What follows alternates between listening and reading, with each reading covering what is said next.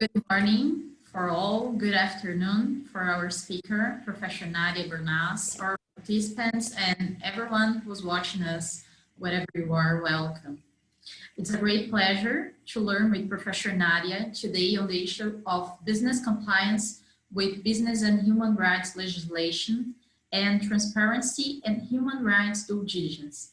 My name is Victoria, and here as co-organizers, I have my colleagues Daniela and João, and also as debaters Amanda and Sofia. Through the webinars that we organize in the University of São Paulo Business and Human Rights Working Group, we seek to address the problems increased by the COVID-19. And in the last webinars, we had several considerations about the limitation of national and international normative instruments, such as the Lieferkettengesetz in Germany and the mandatory corporate human rights due diligence in Europe.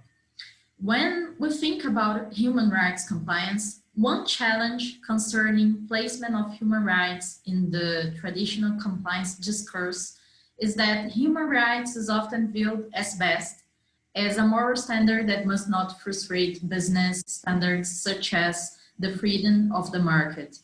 The discussions tend to revolve around the formality of the label of human rights rather than about the substantive content of human rights. Careful interrogation of the subjects reveal that most of the human rights standards are so casually dismissed as peripheral to the conduct of business and corporate compliance already exist under various readings of legal compliance. So the laws concerning labor rights, anti-discrimination, and privacy, for example, have strong roots and connections with human rights law.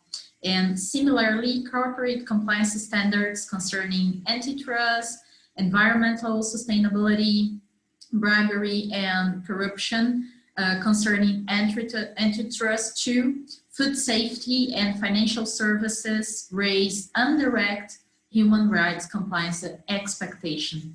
So human rights were originally calibrated in a vertical relationship between governments, public authorities, and the individual, but this has since been challenged with the recognition of equally harmful inter-individual violations of human rights. So this is the context in which corporate adverse human rights impacts exist in the field of business and human rights. And to present this challenge and the current status of discussions concerning business and human rights, we have the pleasure to hear from Professor Nadia Bernaz. She's Associate Professor of Law in the Wageningen University, PhD in International Law from Aix-en-Marseille University, and leader of business, human rights, and the environment research area at the law group in Wageningen University. We are so grateful for all of you that are joining us at these webinars. We're also part of this initiative to bring the business and human rights field to discussions in order to propose improvements and reforms. So all of our webinars are recorded and available on YouTube if you can stay until the end or want to recommend it to someone. So Professor, after your presentation, we will open a quick panel for questions to involve our debaters and participants to bring their remarks. Thank you. Thank you very much, and thank you for having me. Can you hear me well? Yeah. Yes, we can. Yes. I'm experimenting with a new microphone, so I hope it works well, but just let me know if not. It's a great pleasure to be here. I want to congratulate you for this great initiative to bring people together. And of course, the online format allows to do this in a really relaxed way. And so it's really, really nice to be part of this. Thank you for inviting me. I also want to congratulate you because I think of all the speakers who had to introduce me, you're the first one who knows how to pronounce Wageningen without making any mistake. So I congratulate you for that. Okay, so I am going to talk about compliance. I have some slides, so I'm going to share my screen. Here it is.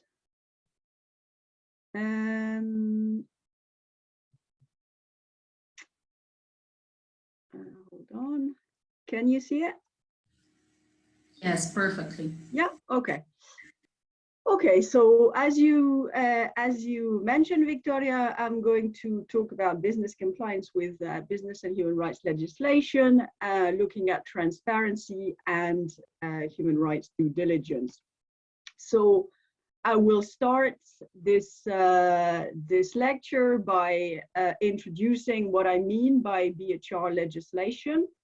So give a short definition, and then look at compliance with BHR legislation by looking at two examples of BHR legislation that have been in place for some time, so about which we can actually talk about compliance in practice. And one of them is the Modern Slavery Act in the United Kingdom, which has been which was adopted in 2015. So we do have a few years of compliance or non-compliance to look at.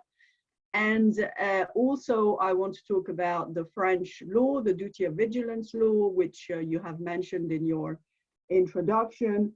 It's true that there's now lots of developments in Europe when it comes to mandatory due diligence, with, of course, European plans for a directive, and also the German law, which I know you covered in this series. But of course, well, the European law is not, the European directive is not yet adopted, let alone transposed and enforced, and the German law has also just been adopted. So there's no really hindsight, nothing really we can look at in terms of compliance. Whereas the French law was adopted in 2017, and so we can look at how it's been going when it comes to compliance. So that's why I chose these two examples, and that's what I'm going to focus on. I'm just keeping an eye on the time. Yes. Okay. So what is business and human rights legislation? What do we mean by that? Of course, also, as you mentioned in your introduction, we didn't wait for the UN guiding principles,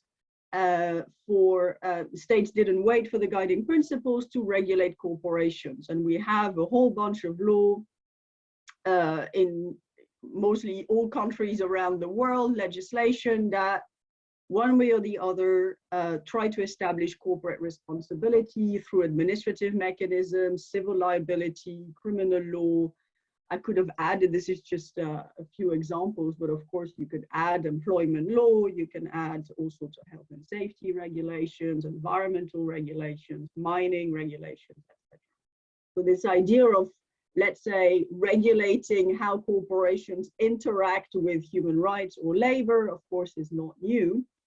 But when the UN guiding principles were adopted in 2011, it sort of prompted a reflection on how human rights issues can be addressed also at the domestic level, and business and human rights issues can be addressed at the domestic level.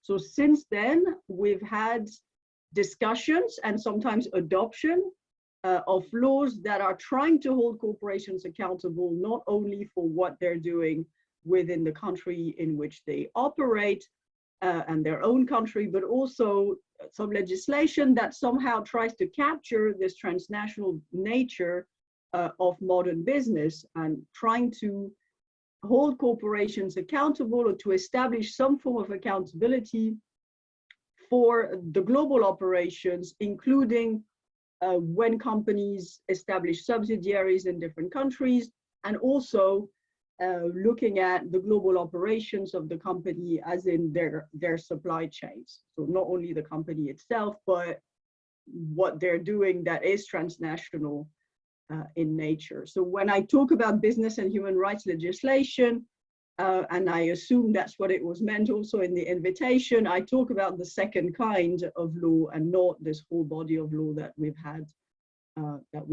for a long time. So with this in mind, I think this is also how I teach it. I really make the distinction between what is more transparency and corporate disclosure type of legislation. And I think the UK Modern Slavery Act is a great example of that. And then laws that are different in nature, and I'll explain the difference, of course, in the presentation. Laws that are really mandatory due diligence laws, so not just transparency and disclosure.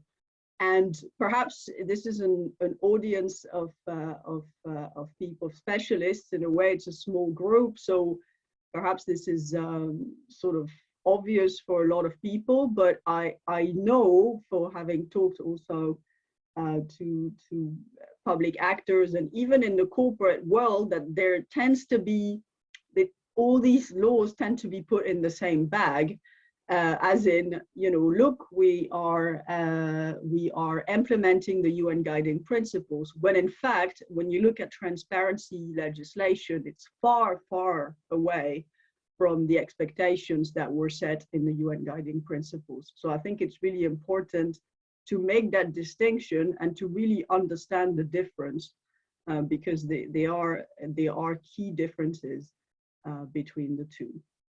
So I'll talk about both types of legislation. So focusing first on the UK Modern Slavery Act, just to give a short introduction about how it works. The Modern Slavery Act is actually a very comprehensive act that touches upon the fight against modern slavery, that actually criminalizes different practices. So it's the very long piece of legislation, but the only section that touches upon business and human rights within that otherwise very large piece, a very long and detailed piece of legislation. And the only section that touches upon business and human rights is section 54. So it's just one section in the whole act. And section 54 requires companies that have over 36 million pounds of annual turnover to do two things. It requires them to produce an annual statement describing what they're doing to address modern slavery in their operations and supply chains. So they have to produce a statement, and secondly, they have to post the statement on their website. The law, this is rephrased, it's a little more complicated than that. It needs to be prominent, for example, and as an exercise in my course, when I teach modern slavery, I put students in groups, and this year it was online. And I said, I'll give you a bunch of companies and you have 5 minutes to find their modern slavery statement. And if in 5 minutes you haven't found it, that means it's not posted in a prominent place and they have failed, you know, without looking at it. So some of them passed and some of them didn't. So, but the law, like I said, like this is rephrased, the law actually says it has to be in a prominent place. But basically, these are the requirements. And also, I mean, that kind of goes without saying when you read the text itself, but just to know, that means that if they do nothing, they still need to report, because the obligation is to produce a statement saying what you've done. If you've done nothing, you're supposed to produce a statement saying, I've done nothing, and put it on the website. And of course, that's not what's happening. We can talk about this in a second, but when you look at how it's been complied with, companies either produce something a little more substantial, or they don't report at all and they don't post on the website. But so far, and of course, you know, this is anecdotal, I haven't looked at the whole, all the statements, but I'm yet to see a statement that says we do nothing and don't care and then post it. Of course, they go in a little more detail, and if they really don't care, they don't report and they don't post. That's usually how it's been interpreted.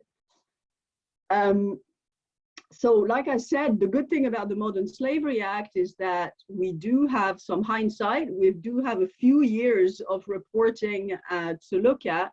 And specifically, the Act went through quite a comprehensive review process in 2019, during which a bunch of stakeholders were interviewed. They really interviewed, but also they had the possibility to submit their own assessment of the law. And it's really interesting if you're into that piece of legislation, it's really worth looking at the review process. It's really, I think, interesting also from a research perspective. So there's a whole bunch of things that are discussed in this review, but I think the two things that are perhaps most important from the perspective of compliance is that the report, the review notes the poor quality of statements, generally, the statements that companies have produced.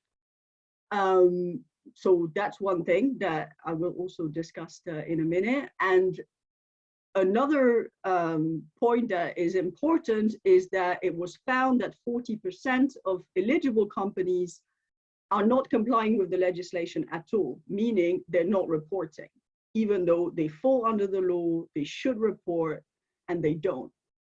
The problem with this mechanism and the way the law was drafted is, and I'm sure we can talk about this also in the discussion, is that there is no mechanism for the government to force the companies to report. It's basically up to civil society, meaning, I suppose, NGOs, and also in that case, academics, to look at whether companies have reported, and when they haven't, to say, well, you haven't, and now you should. But that's kind of the mechanism. It's relying on private actors to hold companies to account and to basically point out that they haven't reported it, that they should.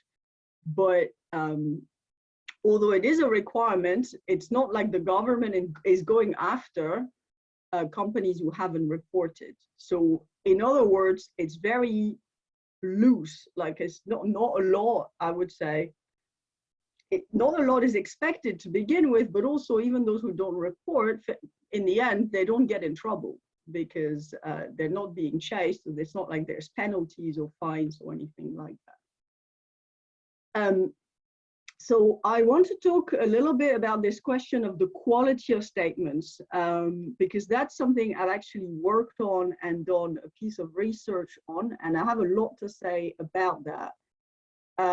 So I did this research with some colleagues on the food and tobacco sector. So that's a paper that was published in Business and Society in a special issue on modern slavery that came out earlier this year. And in this piece, we looked at how, in this case, 10 food and tobacco companies that have reporting obligations under the Modern Slavery Act. So they're all above the £36 million annual turnover limit. And we looked at how they understand compliance. And this is, I think, a very interesting question. How do we understand compliance with the Act?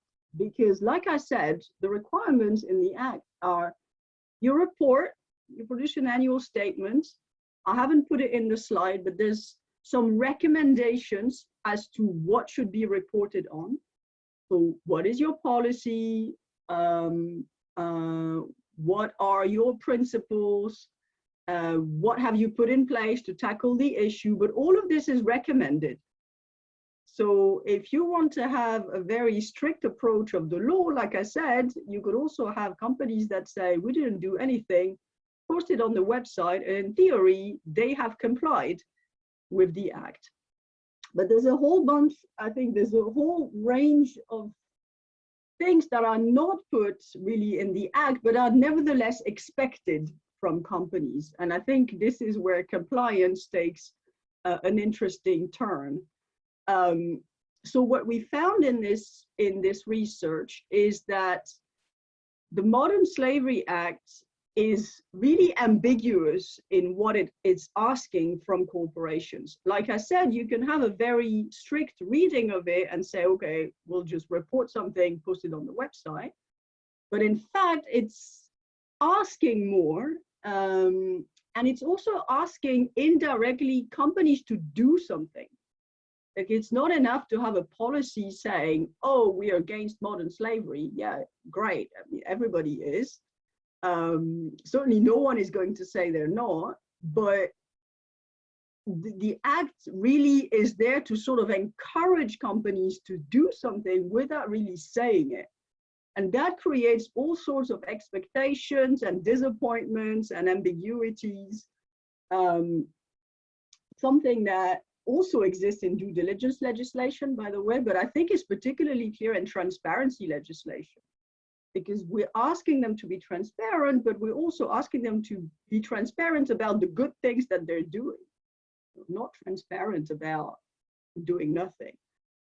So what we found is that there are in these companies, and of course this is a small sample, but I do think, yeah, it's quite telling. We found that there are in these companies compliance professionals, so people working in sustainability departments, or sometimes in modern slavery units that have been created specifically after the act entered into force. We have this phenomenon of these professionals who translate this legislation, make it translated in terms that are understandable in a business context. And what they do is they set up these structures.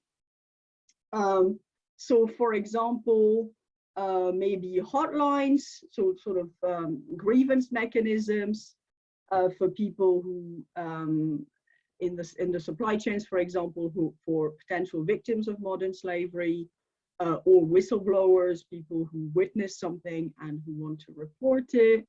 They also set up, what we mean by structures is also these elaborate training programs that companies can set up, training their suppliers, for example, or training the local staff when they operate through subsidiaries, etc. And all these structures are usually, especially in the business literature, referred to as going beyond compliance. Because like I said, complying with the Modern Slavery Act is just writing a report and posting it on the internet. So all these structures, these trainings, these whistleblowing lines, etc., are usually seen as going beyond compliance, which is usually seen as a good thing. And so, but what we argue in the paper is that, first of all, these structures are generally ineffective at tackling modern slavery, because you can train and train and train people, but if there is pressure on price, for example, it is almost naturally that suppliers, for example, will turn to labor that is not paid the way it should be, that perhaps is coerced, and all sorts of violations of labor rights that can in the end amount to modern slavery. So it is not via training that you address modern slavery. You address modern slavery by paying people a living wage, basically. I'm really summarizing here, but it's just to say that these structures, the problem with these structures is that they become associated with legal compliance. Is that you look at what these companies have in place, and in a way, the more, I'm going to say fuss, but the more sort of mechanisms they seem to have in place, the better it looks, the more serious it looks, the more it looks like they are complying. But does that have an impact on modern slavery and supply chains? Mostly we don't know, but what we do know is that modern slavery continues to exist, even in supply chains of companies that have very elaborate structures like that in place. And I know you also had Professor Andrew Crane before, who also talked about modern slavery, and I'm sure he talked about this as well. So there's really a lot of ambiguity with this notion of compliance, I would argue, especially when it comes to transparency legislation, because it's unclear what is expected and a lot is unsaid. I hope we can also discuss that in the Q&A. So moving on, and by contrast, let me move on to the French law, the French duty of vigilance law, which in theory is a lot clearer, but as we'll see, there's also lots of discussions about what it means to comply with the law.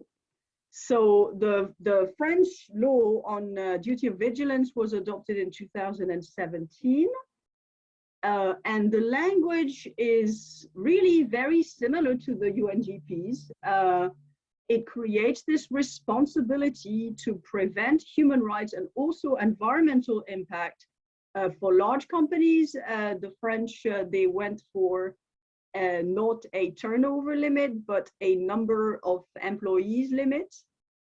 And it really is just for large companies operating in France. And the law concerns these companies, their activities, those of their subsidiaries, suppliers, and subcontractors wherever located. So again, this really has the goal is really to capture the transnational nature, as I was saying earlier, the transnational nature of business. It's meant to catch these operations abroad of French companies, of large French companies, but also their suppliers, their subcontractors. So it's really a broad scope, and that was a big battle in the French Parliament, with several attempts from the Senate in particular to limit the range of the law, unsuccessfully, because the law in fact is quite broad. In the end, the final draft we have is one that is enforced, is really broad. So the law applies, like I said, to companies above a certain number of employees. Just like the Modern Slavery Act, there's no official list that the government publishes about which are the companies that should report and should have or fall under the reach of the law, let's say. The estimation is that there's about 300 companies that do. And there is this really great website that is run by a coalition of NGOs in France. So I've put the link here. It's easy, vigilance-plan.org. It is in French. Most of the information is in French, but there's also a whole section in English. And I've put a screenshot here. You could see there's a list. You could look at the list of companies. That's by the NGO's own assessment, that they found that they think those companies fall under the law. And there's lots of information about the law, information about their methodology. And they also do some analysis of the vigilance plans that were published by the companies. So it's really a great resource. Yeah, really a great resource also for research. When we did the research on the Modern Slavery Act, we of course used a similar website that exists in the UK, the Modern Slavery Registry, to just access the statements. And similarly here, I mean, for those who speak French, I think there's a whole lot of empirical research, of content analysis, research on those reports that can be done. So it's a great resource also, I think, for researchers. Yeah, so it's nice to know, I think. Of course, all of that is in French. The reports are in French. So what exactly does the law ask of companies? They ask two things, really. They ask companies to establish and publish a vigilance plan, which is kind of like a report. But the main difference between transparency legislation is that they're being asked also to implement the vigilance plan. So it's establish, publish, but also implement and report on implementation. And that is the big difference, in my view, between due diligence and transparency legislation, that they're actually required to do something. And if the company does not establish it, doesn't make it public, or basically is not efficient at implementing the plan, then it can be forced to do so by a court. And if they don't, there's financial penalties that can be decided by the judge. So we're really into a scenario of mandatory due diligence. You will establish this plan, you will publish it, and you will implement it. That's what the law requires. And then there's a whole part of the law that I'm not going to focus on, which is in case there actually are victims of this non-compliance, they can also sue the company for damages in civil courts. Now, that scenario, as far as I know, hasn't yet arisen, is that we don't have victims yet that have used that route of civil liability against French companies under that law. What we do have, however, is an attempt by some NGOs to force companies to publish a better plan or implement the plan they have. So the first part of the mandatory due diligence that I have here.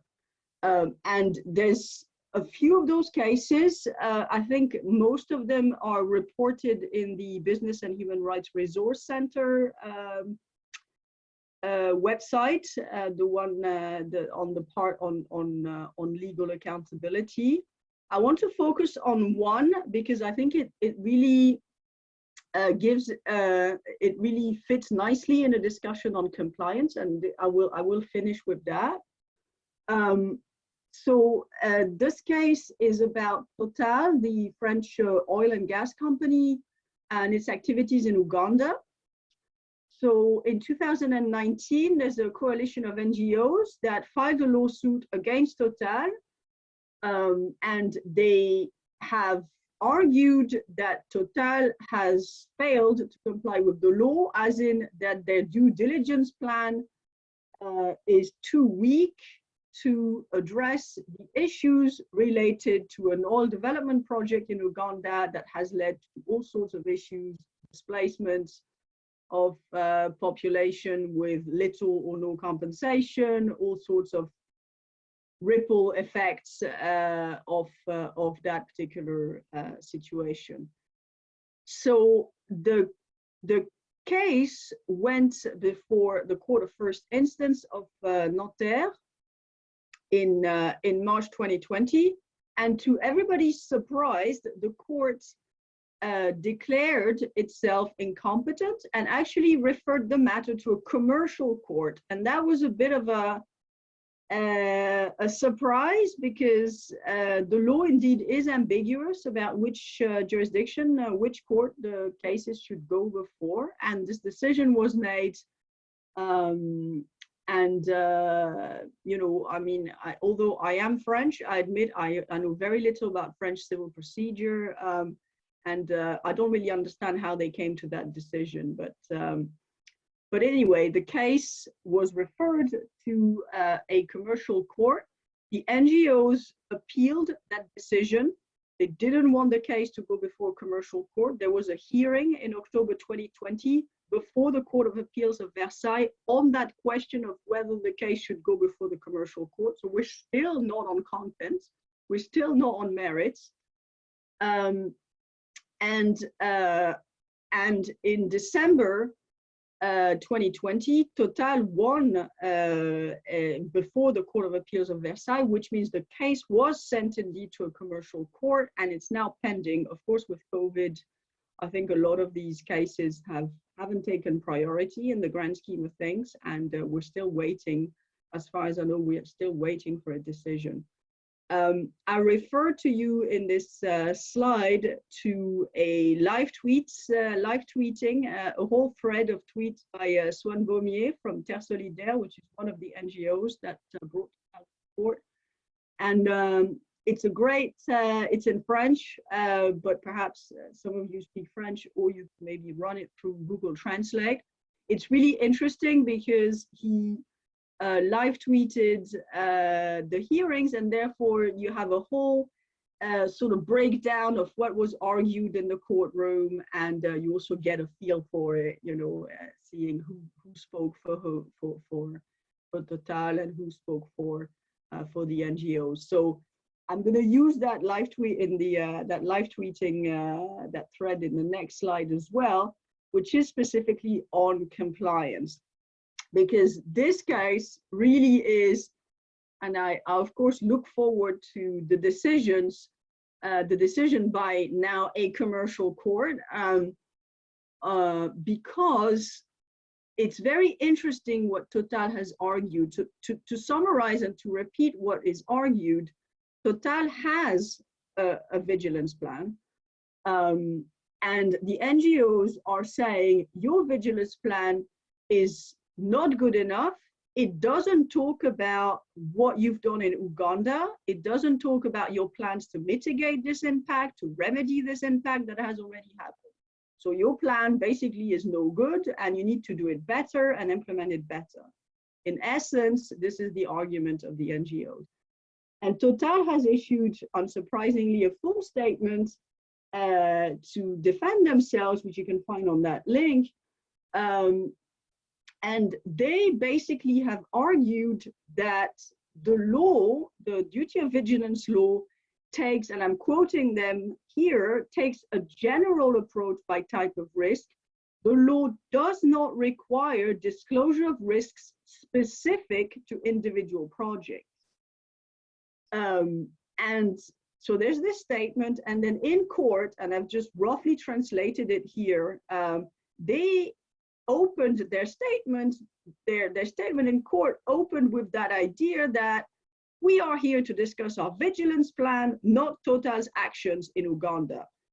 And I think that is really telling, because I suppose when the law was adopted, and also now in the discussions, certainly on the NGO side, in the discussions on mandatory due diligence in Europe, we, certainly I, understand compliance as, well, you're going to have a vigilance plan on human rights and you're going to apply it, and that means you're going to stop impacting human rights in your operations around the world. I mean, that's the idea, right, of such legislation. But their argument, Total's argument, is no, the vigilance plan needs to remain broad. For project-specific risks, we follow other standards, particularly the International Finance Corporation performance standards on human rights, displacement, indigenous peoples, etc. But the law doesn't require us to adopt essentially a human rights-based approach on a project-by-project basis.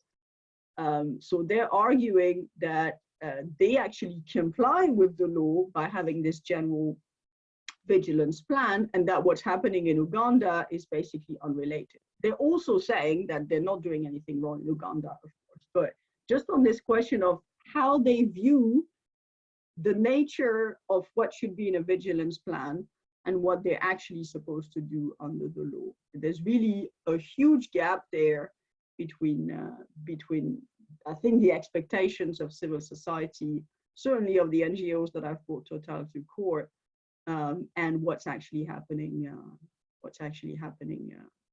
in practice in the operations of the company. So this case is the one that is the most advanced, so to speak, but there are other cases also that have been brought not only against Total, but also against other companies regarding labor conditions, I think in a subsidiary in Mexico. So there's a whole lot of them, and I think they're all listed on the Business and Human Rights Resource Center website. But this is the one that has gone the furthest in court, even though, you know, with, in theory now at the merits stage, so to speak, but there's still no decision. So I'll stop here, and I look forward to the discussion and questions. And thank you for your attention. Maybe I'll stop sharing.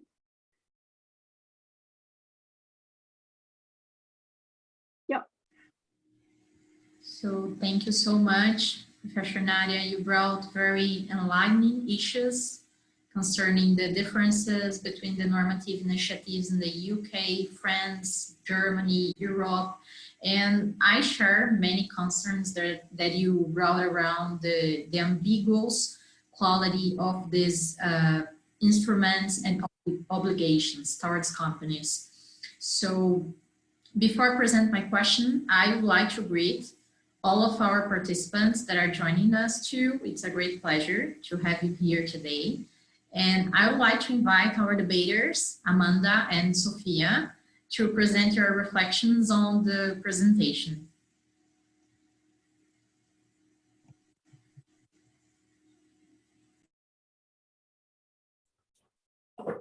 I don't know if I should start, but first of all, I'd like to thank the Business and Human Rights Working Group for this very kind invitation. It's a pleasure to be with all of you today. And Professor Nadia, it's an honor to meet you and to hear from your experience. Unlike my colleagues here, I am not actually an expert in the subject, but I find it very fascinating, and your presentation was very enriching. I learned a lot from it, and I have a few discussions I would like to raise. The first one has a lot to do with the French law that you presented us, the duty of diligence law, because it is, you said, you classified it as a mandatory due diligence legislation. And the first question I would like to raise is especially about mechanisms to enhance corporate accountability and measures with extraterritorial impact. And I think this law, this French law, is a nice example. I don't know if I'm right, you can correct me if I'm wrong, because it concerns companies' activities and those of its subsidiaries as well, suppliers and subcontractors, wherever they are located. So also when they engage in activities abroad, overseas. And I know you have an article about extraterritoriality. I've read it, and it was published, I guess, in 2012. It's very, it's filled with information and examples, and it's excellent. And I see that states can adopt these measures to increase compliance with human rights international standards regarding the activities of their companies overseas. And years ago in this article, you described the adoption of public measures with extraterritorial implication as the only option available to enhance corporate accountability in an international level. So I would like to know your views on that today. If the exercise of maybe direct extraterritorial jurisdiction it is still a problematic approach in your opinion, or going back to impacts of extraterritorial measures that are not exactly direct extraterritorial jurisdiction. So should we go for these mechanisms like the French law example? Should we improve these domestic mechanisms? So generally your views on that, I would like to know. And if we have evolved ever since you've published this article in 2012. And also about the French law, I have a question. It's a curiosity I would like to know from you. If you've mentioned the Total case that was filed by an NGO, and I would like to ask you if do you know any example that states that the state itself has filed lawsuits against companies that fail to comply with the law, or is it only something that NGOs are carrying and are holding companies accountable for failing in compliance with this French law, or the state also does it? And this is what I would like to know.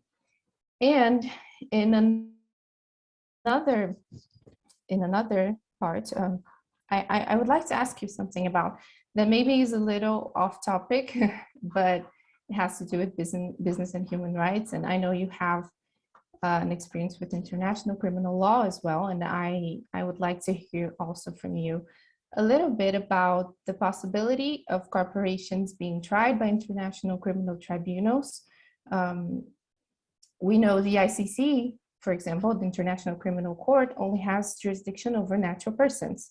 But maybe some could argue that international criminal tribunals are not prohibited from doing so, from exercising their jurisdiction over corporations.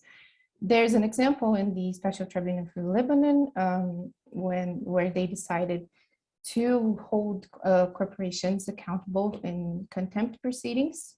And so I'd like to hear from you a little bit about it, and how can the ICC maybe draw attention to business-related human rights violations, considering they can result in one of the core crimes described by the Rome Statute, especially crimes against humanity, in my view. So, and also considering we have a new prosecutor now that just sworn in last month, do you see the prioritization of cases from this business and human rights perspective as something that relies only on the prosecutor's discretion, or do you think there may be political pressure about it, or growing debate about it coming from states parties as well, that can maybe put these problems in the ICC's future agenda?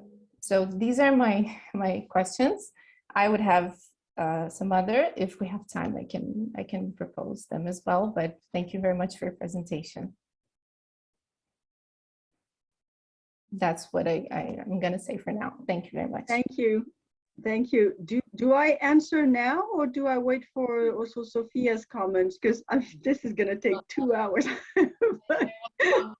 Ask you whether you want me to make my questions or to answer Amanda, and well, I can wait. That's not a problem for me. Are they in any way related to the points that were, maybe if you can add, if they're in any way related to the points that were raised, so about extraterritoriality, well, whether the states can force the companies to comply with the French law, and also the whole international criminal law issue? Is there in any way?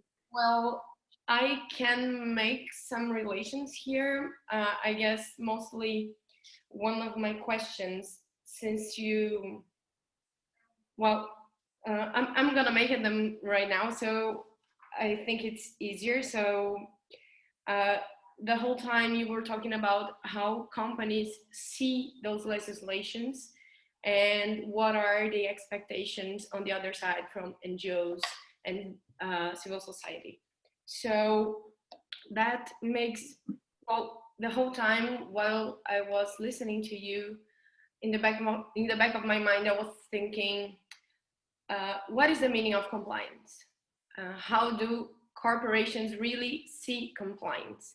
Because when we say that we have to comply with the law, that's really not a real thing. Just the law is there, you have to comply with that. And when we talk about a compliance program, we are talking about, at least from my perspective, my particular, very maybe naive perspective here, we are talking about mostly perception. It's sort of a state of mind regarding the fulfillment of law itself. So, of course, if we have here, as you mentioned, the Modern Slavery Act, we have here an obligation of reporting. That's a transparency obligation, but mostly what is behind that? When we say complying with Modern Slavery Act, are we saying that the fulfillment just, yeah, fill in the paperwork, you know, put anything online and that's all, it's fine, that's it? Is that compliance? Can we actually say that when we think about the meaning of compliance and the human rights perspective, maybe the moral concepts behind human rights here? So, well, I think I will just jump to the next question. It has something to do also with Amanda's question regarding corporations and criminal liability. So here in Brazil, we only have that in the environmental field. And in a way, we are failing. That's mostly that. I think Daniela can provide better information on that, but the bigger framework that we're failing. And we are failing not only because prosecutors cannot really deal with that. The studies are really recent, despite the fact that the Constitution is not that new here, but the real thing is we are failing to hold corporations accountable, but not only regarding the fines, but also from the victim's perspective. So here we are discussing mainly what are the impacts of this wrongdoing of corporations for the victims. When we talk about environmental liability, criminal liability, we have some disasters here in Brazil that got a worldwide perspective, and it's been years now and nothing has been done. So if we need a corporate criminal liability, if that's what is required to enforce human rights, where do we resist? How can we resist that? Is criminal corporate liability our last chance to solve the problem? Is that what, I think I'm going a bit further than what Amanda was asking, but is the solution going to the criminal court, the International Criminal Court, and saying, yeah, that's it. As a state, I can do nothing more, and then bump, the problem is yours, solve it.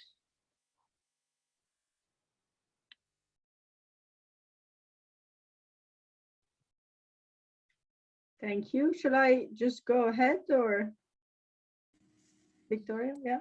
Professor, and maybe after that, we present another panel of questions. I have a question too, but I'll present after your answer. Yeah, I'm just keeping an eye on the time. I also would be nice if also other people can ask questions. So I'll try to be quick. This is really a lot of points. But let me just start maybe with the criminal law aspect, and sort of merging Sophia's last point and also Amanda's question about the International Criminal Court and international criminal law. Obviously, the discussion is very different whether you're looking at domestic law or international law. Domestically, in theory, especially for issues that are happening in the country in which the company is operating, and if the country is willing to prosecute, of course, it's much easier in that they are, at least there shouldn't be any jurisdiction issues. So that question, which is so complicated in transnational cases, is solved if you just have a criminal case in the country where the thing has been happening. And in fact, a lot of the discussion on corporate criminal liability started in France in relation to a case against Total as well for a oil spills where there was a case against them, and that really prompted a discussion in the country around corporations and accountability, etc. So I think it's very tempting to see criminal law as the way in which we're going to solve these problems, especially I think in countries of civil law tradition, which I understand is the case of Brazil, is also the case of my own country, of France, like I said, where there is this idea that criminal law really is the way we solve societal issues. I think in common law countries, there's much more reliance on civil lawsuits. But certainly in France and perhaps also in Brazil, there's really this idea that the stuff that is not acceptable really should go before criminal courts, domestically, perhaps also internationally. And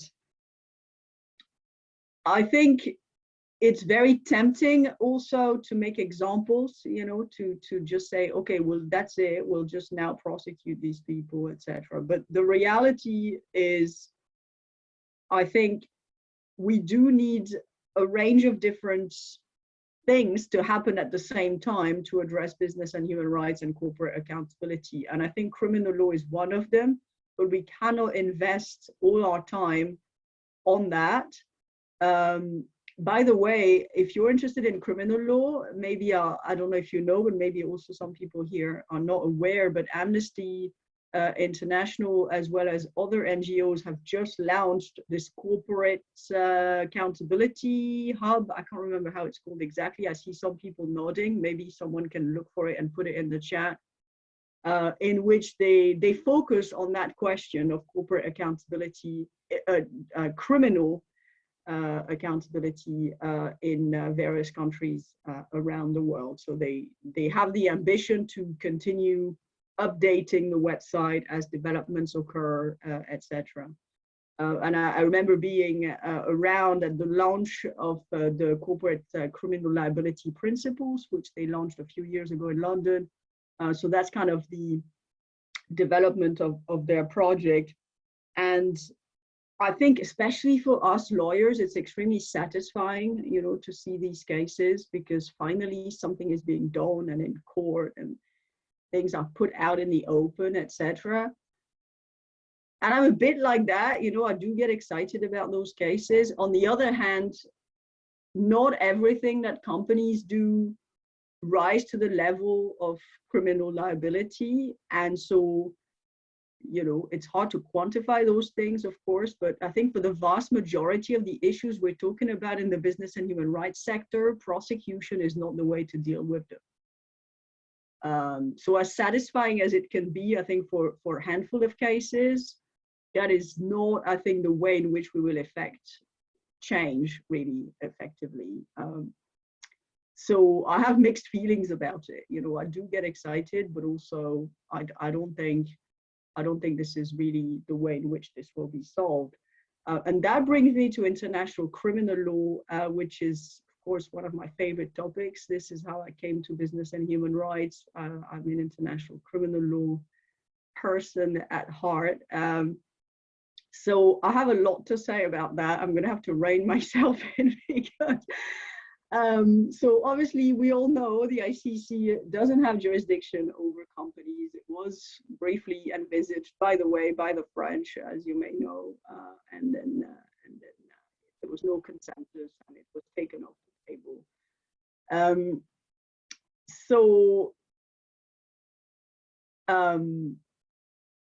To be clear, I don't see an amendment to the statute on this anytime soon. I don't think there's any political will to do it. I don't think it's high on the agenda. I don't think there's a real campaign also to do it. So I don't think that's going to happen. We just saw the statute being amended on really a technicality around the crime of starvation. And that already took years of campaigning to get just this minor amendment to the statute in. So I really don't think it's going to change. But indeed, there has been development on this front. First of all, the decision by the Special Tribunal for Lebanon, which I have written on as well. I have an article commenting on that from the perspective of business and human rights. The tribunal prosecuted companies for contempt of court. So a big deal, a big development, I think, at least symbolically. But perhaps more importantly for the issues that are at stake and for the business and human rights discussion, the previous prosecutor of the court had this policy paper in 2016 on the prioritization of cases, explaining how she and her office were going to prioritize the cases. And in there, she said, well, we're now going to prioritize cases or situations that result in or contribute to, I can't remember exactly the language, in environmental impacts. And also, situation when there is that are related to natural resources, etc. And of course, as soon as you start talking about this, it's clear that there are companies involved in these kind of situations.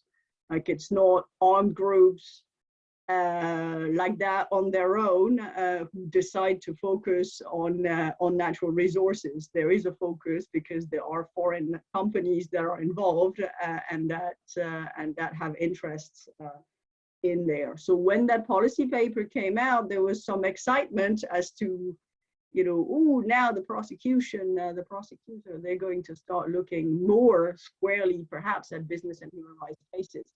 Still, of course, prosecuting individuals because they cannot do anything else, but at least in situations that are more squarely business and human rights. And I got extremely excited about this. Basically, nothing happened on that since then. Just to be clear, I got relatively excited about this because I do think it also ties in another kind of discussion, which is this myth that conflicts happen locally only, and that there's no sort of commercial interest from abroad invested in those conflicts, you know, as if those conflicts just weren't part of the globalized economy that we have. And it's clear that when you have conflicts over natural resources, there are foreign companies involved. So this idea that there's no involvement and that we're going to focus on military leaders only as persons of interest to the court, I think is damaging and sort of sends the wrong message. So I would very much like to see developments on that on part of the new prosecutor. God knows they have other issues at the ICC. So I'm not holding my breath. I don't know if a change of prosecutor is going to solve some of the issues they have, but I would very much like that. I would very much like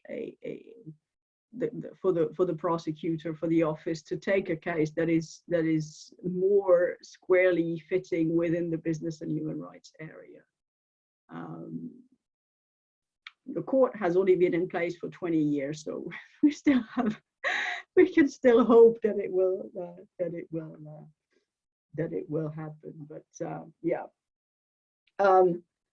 just to move on a little bit on extraterritoriality, and thank you for mentioning this article. I have published a long time ago now, and I have to say I haven't read it in a long time. I'm not sure what I'm saying in there, but it was certainly before the French law was even, I guess, discussed that I published that. And do I still think it's a good idea to adopt measures with extraterritorial implications? That language is what was used during the mandate of John Ruggie, by the way. That phrase, I didn't come up with it. It was part of the discussion within the mandate. So measures with extraterritorial implications, I think the French law, yes, falls under that. But I would say it goes even further in a way because of that second part of liability that I haven't discussed in the presentation. In that, in theory, victims of human rights violations at the hands of a subsidiary, for example, of a French company, could sue that parent company in France. It opens a way for liability and clearly extraterritorial because yeah, it's supposed to extend to the operations of the companies outside of France. So that's how I'm reading it. That's what I'm hoping it's saying. But as we've seen on the whole discussion about what's a vigilance plan and what does it mean to comply, maybe when it comes before courts, if it does, it's I wouldn't be surprised, certainly, if the companies go full on about the lack of jurisdiction and how this is just, this case belongs in Uganda or wherever the problem will have happened. So I just wait and see. I don't think we can say that the French law all of a sudden abolishes the issue of extraterritorial adjudicative jurisdiction. I think it for me, I'm reading it, I'm seeing a way, but I'm not sure it's that clear in the law, and it hasn't been tested in court. So we'll have to see. I've learned not to, you know, to be a little more prudent, a little more cautious about it. Do I still feel it's a good idea? Yeah, I think it's a good idea. I also think that, of course, it should happen also in the countries where the issues happen, but we all know sometimes it's just not possible. So in the absence of that, I think these cases are important. Yeah, it's not that we have a lot to look at, but I do think it's still a good idea. Very quickly on the on whether the state in France has brought any cases against the companies with regards to the vigilance plan. No, they have not, but also the law doesn't talk about this. The law talks about interested parties who can bring cases. So it's completely privatized, if you want. Also interesting, you know, also an interesting development, because it's really relying on civil society organizations who we could argue should be doing other things with their money, then actually bringing Total to court. This is costing a lot of money, lots of resources, and of course it's important they publicize it, and it brings attention to the issues. But for sure, if the state were going after companies that don't report, or that report poorly, that would certainly save some resources for NGOs. Same with the Modern Slavery Act, by the way. So yeah, it is in that sense a privatized system. Yeah, shall I leave it at that for now, because I'm looking at the time, and it would be nice to have other questions. Did I miss anything? I'm looking at my list. I can't really read my handwriting. I think I've covered everything, but let me know. Yes, Professor. I would like to ask, how much time do we still have for further questions? 20 minutes. Okay, so if I may, I think João and Daniela maybe have some questions too, but I would like to present one question of mine. So you mentioned the challenge to go beyond compliance and the risk that symbolic structures become associated with legal compliance. In your opinion, do you think that is mainly caused by the absence of clear and transparent obligations to companies?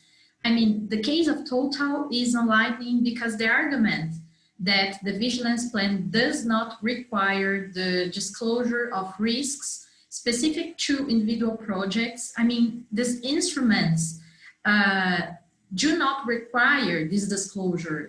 You say that we should prevent human rights violations, but now how we should actually force companies to really report.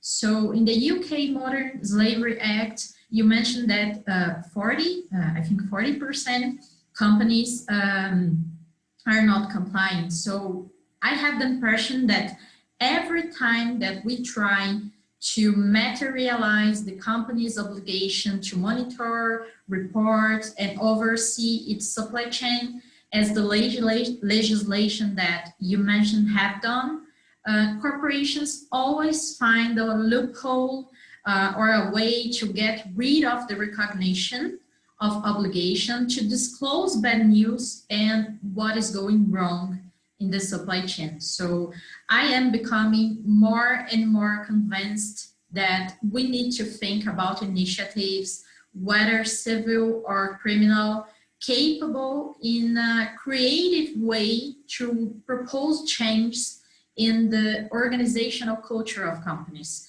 But I really want to hear from you, hear your opinion on this. Can I add perhaps, Nadia, before, because I think my question is quite related, actually. It would be something in this sense. But what I think, what is funny about beyond compliance, because this is the narrative of all environmental compliance as well. If any text on environmental law and compliance, you'll be talking about beyond compliance. And it reminds me sometimes of compliance with soft law, and sometimes that companies just disclose and talk about what they do when that doesn't really reflect reality. And this is also very, very true right now when we talk about ESG and all the trending topics on these specifically, and how and my point is that performance does not reflect actual behavior. So sometimes this is what I see, at least, and this is what I like to say every time that I do something about, which is about the Samarco case in Brazil, the environmental disasters that Sophia was mentioning, that we still don't have any response, and that it was actually considered an example of a company that was implementing the UN guiding principles. Like when John Ruggie came to Brazil to talk about his book, Just Business, so Michael was there talking about their policies, and in the next year they made the biggest environmental crime in Brazilian history, which is still not effectively repaired. And so this is, so my concern in any of these legislations which attempt to implement private and meta regulation types of legislation, that like the company does something and the government just say okay or oversees it, is that the government usually don't really do it or just doesn't know how to. And I keep questioning myself of how can the states better, what can it do as regulators, for instance, which is very related to Victoria's question, basically, of how can we better oversee the duty of diligence, for instance. I think this is my question, basically. So if you could. Joan, do you have any question related, or would you like us to pass to Nadia? I think we can wait for Professor Nadia's answer, and then if we have some time, I can add some thoughts as well. Okay. Thank Okay. you. Okay, thanks. Yeah, let me just gather my thoughts for a second. I think, yeah, I certainly share your frustration. I think it's nice to see these discussions about these laws a little bit in their context, in that when the guiding principles were adopted, I mean, of course, the language is what it is, you know, it's sort of weak. It is, of course, a soft law instrument and blah, blah. And I know you had also already a discussion on the treaty, and you have another one coming up on the Business and Human Rights Treaty. I mean, so there is this happening as well in terms of hardening the law. But I think the language in the guiding principles, even though they're weak, etc., they're still pretty strong in terms of, if you look exactly at what companies should do, not are required to do, but should do under the UNGPs, especially under Pillar 2, it's quite far-reaching. First of all, it's against human rights standards in the Bill of Rights, in the ILO core convention, so it's pretty solid. I mean, if you look at the Bill of Rights, there is the right to food, there is the right to adequate housing, there is the right, you know, it's pretty strong.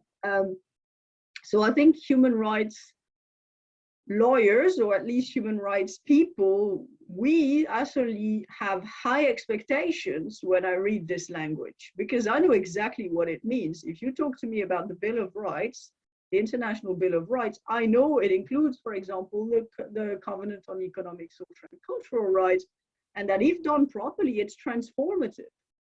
the language of the UNGPs really is transformative if you read them, through the lens of human rights law. The problem is, I think there are many problems, but one problem I see is that it's clear that a lot of people don't read the same things in the UNGPs. And the same happens, this sort of difference of expectations. I think it's clear that the same thing is happening with legislation. Is that, for example, it's clear in the Modern Slavery Act, where someone someday had the idea that posting something on the internet is going to tackle one of the most ancient international crimes that known to the international community. The prohibition of slavery is a jus cogens norm. If you look at this with the eyes of an international lawyer, the mismatch between posting something on the internet and a jus cogens, a violation of a jus cogens norms, is just so, like, the mismatch is just so incredible. And in fact, this is how this article that I wrote on the Modern Slavery Act in the food and tobacco sector, it really started because my colleague in business, so the first author of the paper is a business scholar, and we were just talking about it, and I said, it's unbelievable to me that we do have this act that purports to basically solve modern slavery by putting something on the internet. It's just so gross, even, like, it is so, like, inappropriate, to the crime, to what is actually happening. And for him, and he just didn't see it in that way, because I think when you don't have that narrative on slavery as a crime and jus cogens, etc., you actually see things in a different way. So all of that to say that I think part of the reason why these laws have had disappointed outcomes so far is indeed that I read, people like us probably read the language in the law and imagine all sorts of great things that are going to happen, but others don't see it. And that leads to all sorts of misunderstandings. And, I remember reading, for example, in the Coca-Cola statement that we looked at for the article, where you have these grand statements about, we're against modern slavery. Yeah, sure. I mean, it's a crime. It's a jus cogens norm. It is a crime, even if you don't think, even if you're not against it. We haven't waited for you to say that. So, but it's just the mismatch, between this sort of corporate sort of fluff and the actuality, like the reality of the situation on the ground. And somewhere I'm hoping that we'll meet, that there will be an alignment of expectations. I think this will come, to perhaps say it in a more positive way, I think this will come also from education. I think there's a lot of discussions about including human rights in business school curriculums, where at the moment this discussion is left at the hands of ESG, of scholars perhaps more focused on sustainability and ESGs, where there's not really, of course there are exceptions, but really the rule in business schools is not that there is a human rights module or a human rights a core as part of the core part of the curriculum. So those things can be changed, but I think, yeah, it will take some time to align expectations on that. And I think the disappointment is coming from a difference of perspective, that when you and I read something, we understand it as very strong prescription, very strong language. If you have human rights, that means all human rights, that means the right to food, the right to water, all sorts of dignity related issues. And I think a lot of people on the corporate side don't see it in that way. And certainly it's not the mainstream view.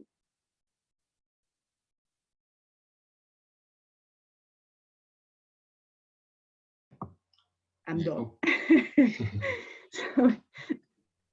Okay, yeah, thank you very much, Professor Nadia. I think I could also add some question as well. I think we have some minutes left. So something that I would like to ask is related to the research you have presented here today about the organizational dynamics of compliance with transparency and human rights due diligence legislation. And these pieces of legislation often offer broad concepts on what they require businesses to do, and something like due diligence concepts, compliance report and disclose for businesses operations. I would like, and these broad concepts could also lead to some different kinds of initiatives developed by the businesses. So some legitimate and some that could be just symbolic operations, like the managerialization of law that you also add to the article. So something that I would like you to ask you is, how could we draw a line between these two different approaches? How could we draw a line between symbolic initiatives and legitimate actions that are taken by businesses to comply with these legislations? And how could we, as academics, or how could the state legislation and regulation as well do to foster these legitimate initiatives taken by businesses in order to foster human rights protection and a better framework for this agenda? So thank you very much for your presentation.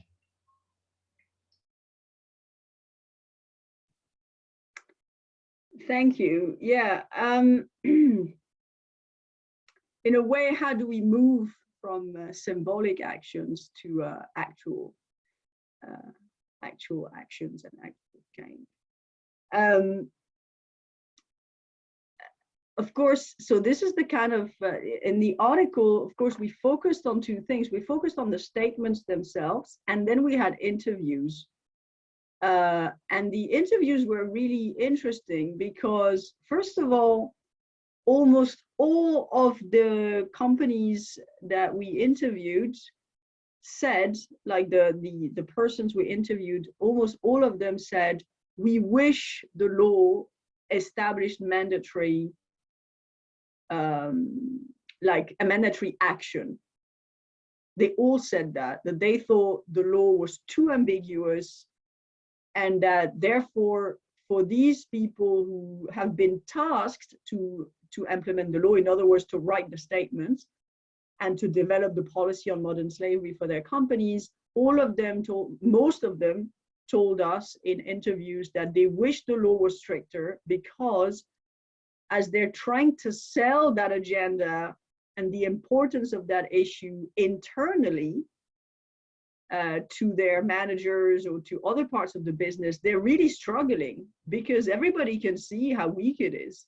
Like, even people who have no legal background, no interest in human rights or whatever, they read that, they're like, okay, we'll write a statement, you know. And one of the NGOs representatives that we interviewed also for the article said she once ran a training for companies about putting together a modern slavery statement, what they should do, etc. And there was this participant who genuinely believed that after a one-day training, she was going to go back and just the next afternoon write a statement, and that was it. Like, that was genuinely the mindset. Of course, that's an anecdote. I think not everybody is that extreme, but just to say that I read you're going to have a policy on modern slavery, and I, as a human rights lawyer, imagine a 10-year plan on eradication, you know. But some people just see that and think about, well, I'm just going to write a fancy thing with colors and I'll put it on the website and then I'll move on to another issue. And so what some of them, the people we have interviewed who weren't like that, actually, what told us was it would be so much easier for us if the law was stricter, because it would give us the leverage internally to actually move forward on this and to go. They didn't use the word beyond the symbolic stuff they do, because I think a lot of them see what they do as very good and very efficient. Again, we can have this discussion about efficiency, but I do think that stricter language is the way to do it somehow, and perhaps now, of course, stricter language was asked, you know, especially I'm not sure about the French law, but I know in the UK, when the Modern Slavery Act was being drafted, there was a huge input from the NGO community who repeatedly said, this is not enough, this is too weak, you need something else. And of course, what was passed, what was passed, you know, something with weaker language. So you could also view it in a cynical way and say that precisely it was adopted because it's just scratching the surface and is actually not asking for, you know, more legitimate, as you to use the word you used as well, as more legitimate actions being asked. Now, is that still worth doing? Honestly, looking at the Modern Slavery Act, I'm not even sure, to be honest. With the French due diligence law, I think the language is stronger. I think there's more. We have to see, of course, how the cases go. But honestly, with the Modern Slavery Act, I'm now at the point where I'm not even sure it was worth doing it. You know, it sounds terrible. I don't want to end like that. But honestly, yeah, it's just so weak. It's just so not in line with what is needed. It's just the mismatch is so big. Yeah. Maybe it has started a conversation. Maybe we'll get a better, stronger text in 5 years. Maybe it's just a process. But it's almost painful to see, to be honest. Yeah, to see how it has also been interpreted and how it has developed. So I have no solution. Basically, campaign for stronger texts and also explain the difference. You know, I think there's a gap there clearly that needs to be filled. Not everybody has the same expectations when reading text like this. I think that's kind of the key message.